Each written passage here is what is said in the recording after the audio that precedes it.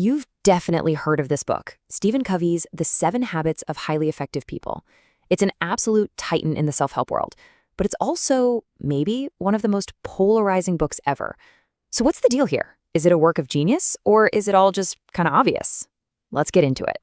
Okay, just to give you a sense of scale, check out this number. Over 40 million copies sold.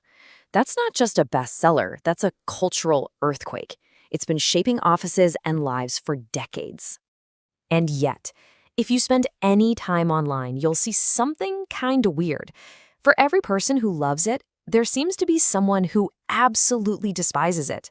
So how can a book be so wildly successful and so passionately hated at the same time? That's the puzzle we're gonna unpack. When you really dig into all that online chatter, it basically boils down to two teams. There's really no middle ground.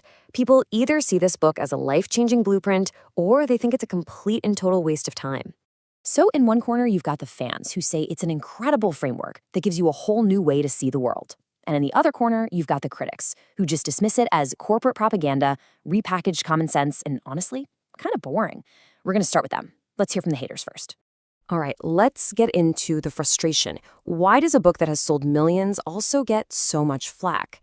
Well, the first big argument is that its core ideas, they're not exactly rocket science.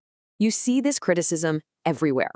The feeling that the book takes super simple ideas, things your grandma probably told you, and wraps them up in all this complicated business jargon to make them sound really deep and important. This comment from a Reddit user really just hits the nail on the head. There's this sense that you could fit the book's entire message on a Post-it note, and the other 300 pages are just filler. But the other, maybe even bigger criticism is the idea that this book isn't really for you. It's for your boss. That it's a tool companies use to create a more compliant, effective workforce, all disguised as personal growth.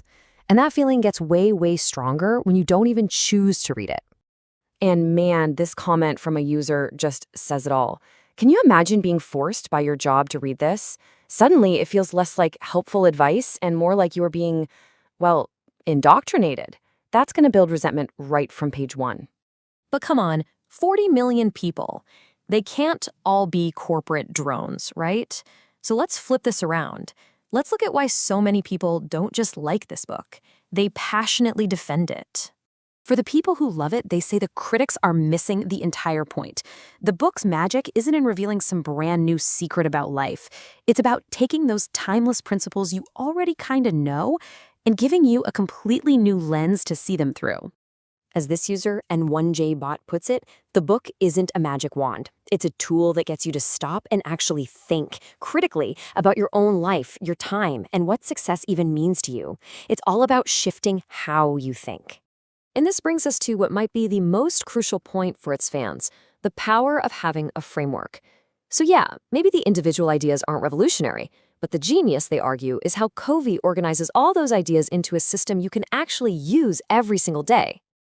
I love this comment from RedWorld29 because it just nails it. It's one thing to know you should prioritize. We all know that. But it's something else entirely to have a clear system for how to do it when life gets chaotic. That structure, that's what people find so powerful.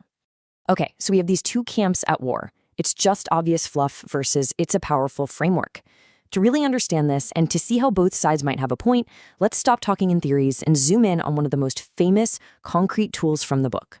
This right here is the time management matrix. It's from Habit 3, Put First Things First, and the whole idea is actually pretty simple.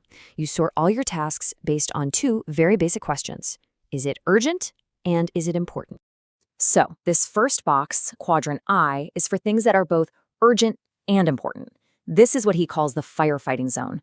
You're constantly reacting, everything is a crisis, and it's super stressful. You know the vibe, pressing problems, last-minute deadlines. We all have to spend some time here. But Covey's big warning is that if you live in this quadrant, you're just on a fast track to total burnout, racing from one fire to the next. But now, let's talk about quadrant 2. According to Covey, this is where the real magic happens. These are the things that are incredibly important, but, and this is key, they are not urgent. This is all the good stuff. The things we all know we should be doing, planning ahead, building relationships, learning new things, taking care of our health. But because there's no deadline screaming in our faces, these are always the first things that get pushed to the side when we get busy. And here's the beautiful part of the idea. The more time you proactively spend in quadrant 2, planning, preventing, preparing, the smaller your quadrant I becomes. You start having fewer crises because you saw them coming. And that's what leads to a real sense of vision, balance, and control over your own life. Okay, so how does this simple 4-box chart bring us back to our big debate? Well, it turns out that how you see this one tool pretty much sums up the entire controversy around the book. See, a critic looks at this and just rolls their eyes. This is a fancy way of saying, do important stuff first. Thanks, Captain Obvious. But a proponent looks at the very same chart and sees a powerful mental model. It's a new language that helps them consciously choose what truly matters over what's just making the most noise. So at the end of the day, maybe the book's value isn't actually printed on the page. It's all about the intent you bring to it as a reader. Is it a collection of obvious sayings, or is it a framework that gives those same sayings real power? I guess that part is up to you. So I'll leave you with a question. What's one important, not urgent, quadrant 2 thing you're going to schedule for yourself this week?